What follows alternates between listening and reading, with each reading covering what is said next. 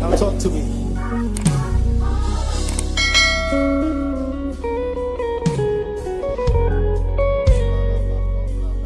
I've titled the series Marriage 101. These days, when you go to the universities, they have level 100, level 200, and so on. So when we say Marriage 101, we simply mean that the basics, getting the basics right.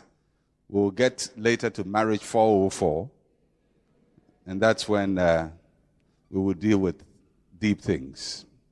But we need to get the fundamentals right.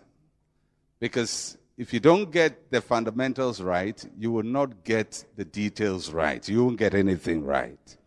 So for everything we do, we must make sure that the basic fundamentals are right. And when we get the basic fundamentals right, everything else will be okay. Normally, when you talk about marriage and you say you're going to do a teaching on marriage, people immediately think you're going to talk about sex. And so they get ready for a lecture on sex, as if having sex will help you to have a good marriage. You can have the best sex and have the worst marriage, because the two are not mutually compatible. You have to get the fundamentals of marriage right. And marriage is not fun. It's hard work. In fact, I nearly titled this message, Hard Work at Home. And then I changed it to Marriage 101. So to get the fundamentals right, let's go to the fundamentals. So go back to Genesis chapter 1. And we're going to look at the first marriage, its institution, how it was established, the first couple, who they were. Genesis chapter 2, from verse 18 to verse 25. And the Lord God said, tell the person next to you, it's not your uncle who said. It's not your family elder who said. This is not your Ebusiapeni speaking. This is the Lord God Almighty. All right? The Lord God said, it is not good that man should be alone. I will make him a helper comparable to him. Out of the ground, the Lord God formed every beast of the field and every bird of the air, and brought them to Adam to see what he would call them. And whatever Adam called each living creature, that was its name. So Adam gave names to all cattle, to the birds of the air, to every beast of the field. But for Adam, there was not found a helper comparable to him. And the Lord God caused a deep sleep to fall on Adam. And he slept. And he took one of his ribs and closed up the flesh in its place. Then the rib which the Lord God had taken from man, he made into a woman. And he brought her to the man. And Adam said, this is now bone of my bones and flesh of my flesh. She shall be called woman, because she was taken out of man. Therefore a man shall leave his father and mother, and be joined to his wife, and they shall become one flesh. And they were both naked, the man and his wife, and were not ashamed. In this passage, we find the reason why God established marriage. God created the earth, and he created living creations on the earth, animals, beasts of the field, birds of the air. Each one of them was created male and female. And Adam was created, but God did not create male and female. God just created one entity, which was called man. And God gave Adam responsibilities. He had to take dominion over the animal kingdom. He started naming the animals, exercising dominion. Adam began to feel that there was something missing in his life. Because the cows were male and female. The monkeys were male and female. The alligators were male and female. The cockroaches were male and female. Everybody was male and female. And he looked at himself and he was one. He couldn't share friendship with the animals. He could command them. He could use them. He could direct them. He was their boss.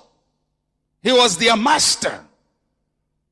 God says, Adam cannot have a relationship with the animals because he's the boss. So I'm going to do something for this guy.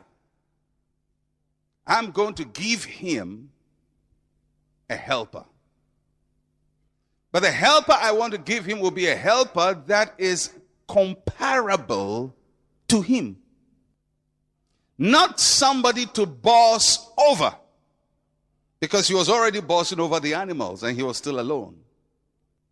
God recognized that man was alone. There's a difference between being alone and being lonely. You can be lonely when you are alone. And you can also be lonely when you are not alone. And you can be alone when there are people. And you can be alone when there is nobody. Because sometimes in life, you can have 1,000 people around and still feel very lonely.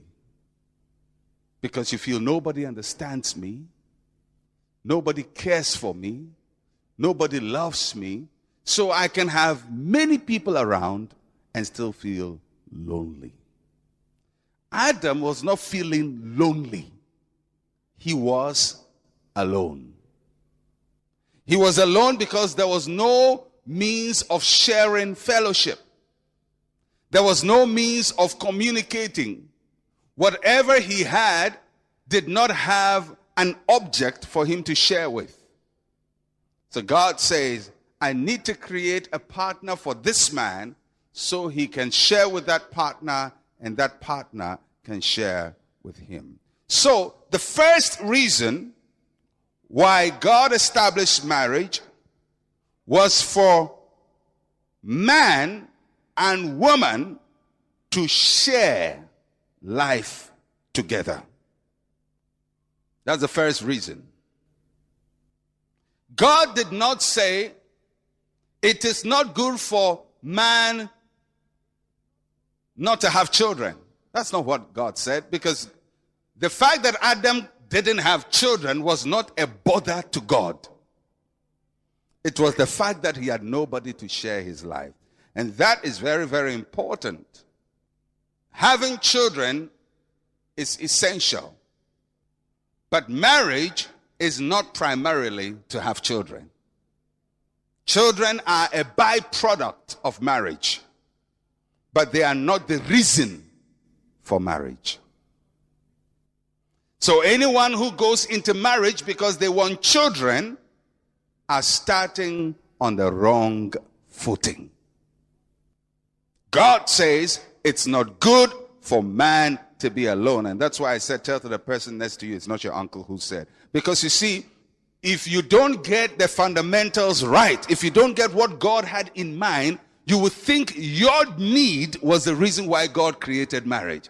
God didn't create marriage because Adam asked for a wife. God created marriage because he wanted man not to be alone. So you can't be selfish and get into marriage. The second reason why God created marriage, he says, let us make a helper. A helper. So the second reason is to support one another. To support one another. The first reason is share. Everybody say share. It means you can't be selfish and marry. Anyone who is selfish is not a candidate for marriage. You may be physically grown, but you're not ready to marry until you have gotten to a place to share. And I'm going to talk a bit about sharing soon. The second reason is support. And the third reason, he says, let us make a helper comparable to him. The third reason for marriage is honor. I want, and that's what God is saying, I want to create another person that Adam can share with, can be supportive of, and can receive support from, and a person Adam can honor and be honored by. That's the reason. For a person to be able to share, that person must have a sense of personal ownership. Because you can never share until you are convinced that what you have is yours. Have you ever seen a child who has a toy? You try to get the child to give you the toy. You say, hello, could you give me the toy? She moves the shoulder up and down, indicating no. And you coax him, I'll give you toffee. No. I'll give you this. No. But as the child holds on to the toy for a very long time, he by himself walks to you and offers you the toy. Now, what changed between the time you first asked and the time he gave by himself? Between the time you asked and the time he gave by himself, he had a sense of ownership. He believed that the toy belongs to me. And because he had this complete sense that the toy belongs to me, he was ready to share it. That's why people who have ownership are the people who share. If a person doesn't have a sense of ownership, they can't share. And in marriage, sharing is vital. You have to share your love. And for you to share your love, you must have love. Because you can't share what you don't have. If what you have is anger and frustration and bitterness in life, you can't share love. If you go into marriage because you want to prove a point to somebody, you can't go there and share love. You can only go and share proving of points. Because that's what you have. Because you see, although God intended marriage differently, we are using marriage for our own purposes.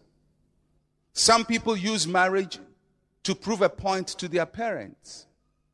Some use marriage to prove a point to their step-parents. Some use marriage to prove a point to their classmates. Some use marriage to prove a point to the church. That after all, me too, I've married. Now, if that is why you marry, your fundamentals are wrong. Some marry because everybody is marrying. Everybody is marrying. I'm alone. I'm growing. If you married because you felt frustrated with your growing, that's what you're going to share. Because what you have is what you give. So it's for sharing. Everybody say sharing. And it comes from ownership. What you own is what you share. If you own peace, you share peace. If you own love, you share love. If you own frustration, you share frustration. The second one is support. And this support is mutual. It is not one taking care of the other. It's both supplying the need of each other. And the third and most, I think probably the most important, is honor. Respect. You don't get into marriage to disgrace one another.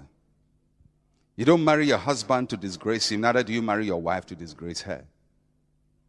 You marry to honor. And that is how God intended it. It's important also to note from the passage we just read that the man and the woman were not created together. That's very, very important. They were not created together. The male and female hippopotamus was created together. But male and female human was not created together. Secondly, the man and the woman were not created to be the same. They were not created to be the same. God didn't create another man for Adam. He created a woman. So they are not physically the same. And thirdly, the man and the woman were created to be part of each other. Part of each other. They were not created at the same time. They were not created to be the same. They were created to be part of each other.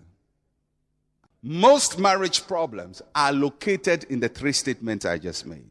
Because the fact that they were not created the same is the basis of every misunderstanding. And the fact that they were not created together is the basis of misunderstanding. And the fact that these people who are not the same were created to be part of each other is the basis for misunderstanding.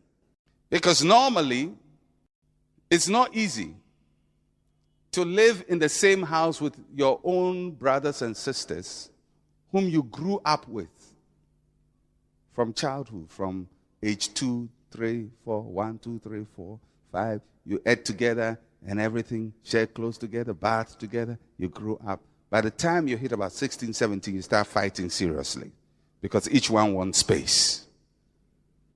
Now, can you imagine people who didn't grow together and who are also not the same living together in the same space, the same house?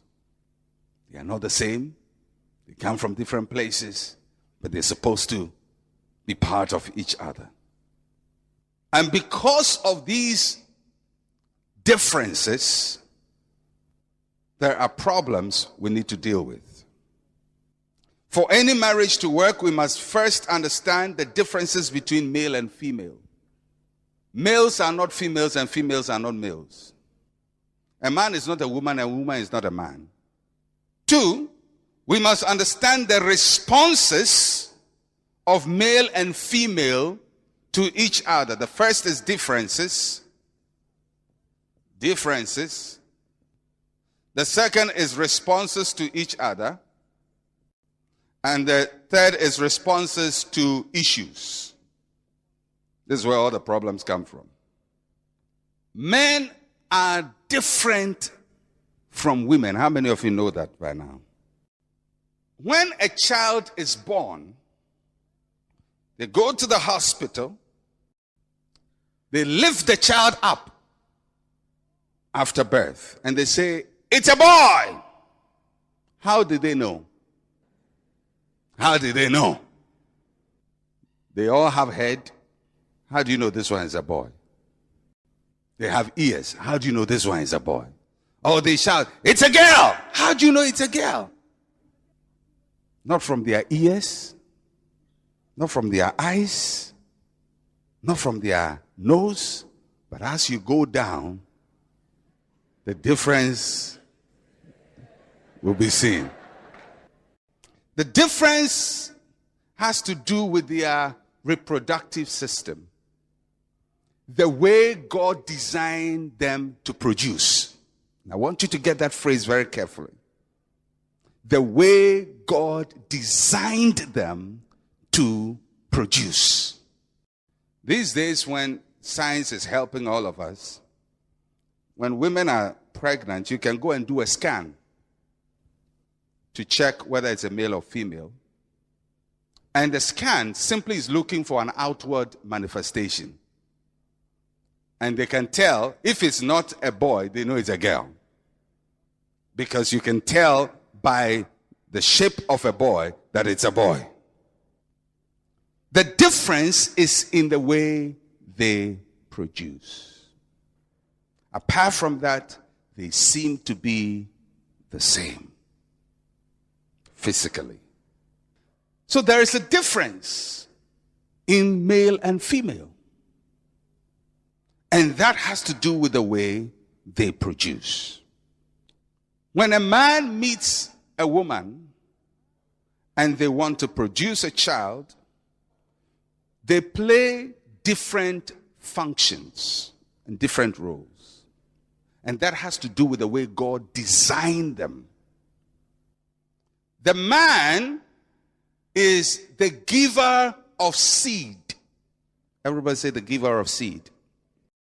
The woman is the developer of seed. Everybody say developer of seed. So the man gives, the woman takes what the man gives, multiplies it, grows it, and make it powerful, beautiful, or sometimes very troublesome. Something comes out. In that system, in the way God has designed them, therefore, when you want to see how a woman produces, she takes little things and makes them big. And the man gives little things and expects it to be big. It's very different productive paradigms. When you get that, then you understand why a man, when he's going out, will put some little money on the table and go out to work and come and expect a big bowl of fufu. Because that's how men are designed. That's the difference. And so because of that, the men don't understand the women, and the women don't understand the men. Because they look at life from a totally different perspective. It's like the two faces of a coin. It's the same coin, but one face is different from the other face. However, if they learn to work together, they will understand that if they put the two faces together, they can purchase whatever they want to purchase. But if they don't learn to put those differences together, they will begin to fight one another and destroy one another, although they are a part of the same coin. It's two different ways of doing things, but it produces life for all of us. Naturally speaking, God created women to be more sensitive and more withdrawn and more internal. Men are more external, more expressive in their outlook. That's how a man is. So when man meets woman, men easily get attracted. Women most of the time take time to nurture attraction. It's the way they were made. Whatever a man says, the woman works with. So if, for example, the man says to the wife, I love you. One little word, I love you. The whole day, the woman will be working with it. Although the man who released that seed from his mouth has forgotten. That's how they were made. So he's forgotten, he said, I love you. And then they meet later in the evening, and the woman is all over him, and she's so happy, and he's wondering, what's happening? I mean, what happened?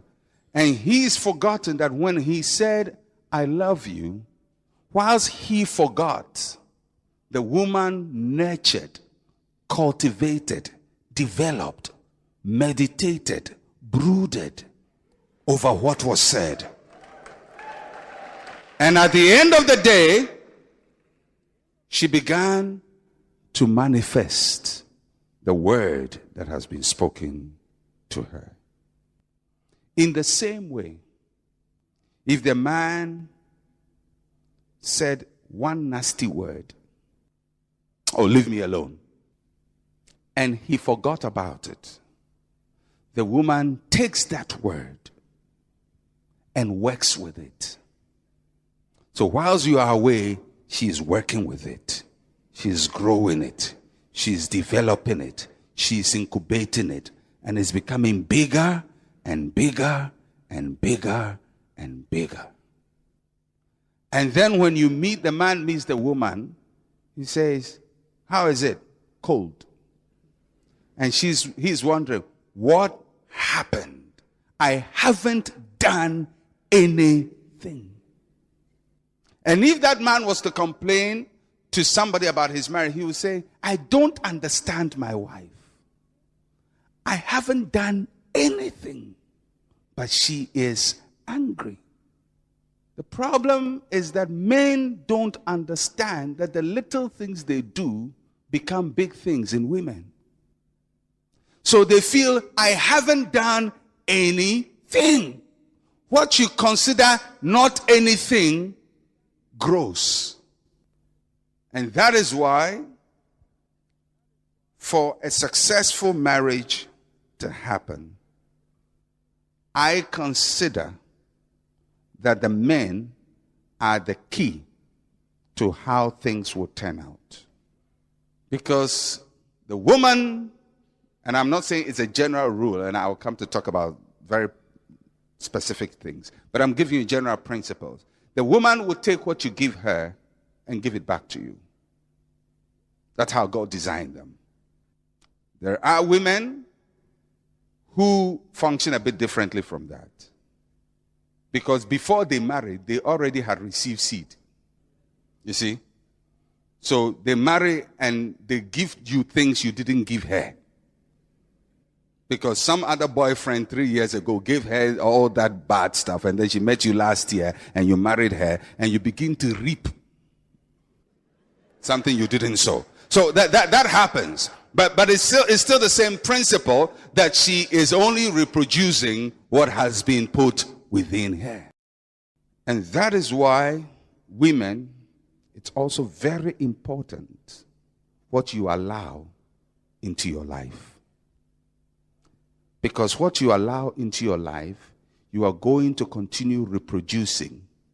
And sometimes, not to the person who did it, but to somebody else.